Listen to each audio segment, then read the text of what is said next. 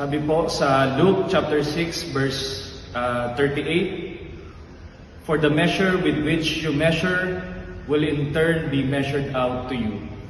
Isa po sa mga nakakalungkot na realidad at karanasan ng ating mundo ngayon ay tayo po ay namumuhay sa isang mundo na punong-puno ng mga judgment, hate at saka mga criticism.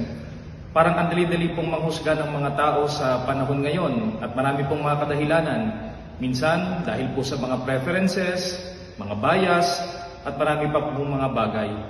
At ang nagiging epekto po nito sa tao ay totally ang daming mga tao ang naaapektuhan emotionally, physically dahil po sa mga judgment na ito.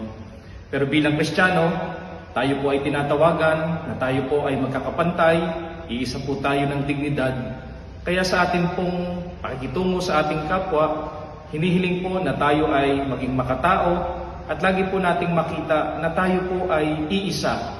Magkakapantay po tayo ng dignidad. Kaya tayo po ay manalangin. Maraming makapangyarihan, kami pong lahat ay magkakapantay bilang mga magkakapatid na iisa ang Ama.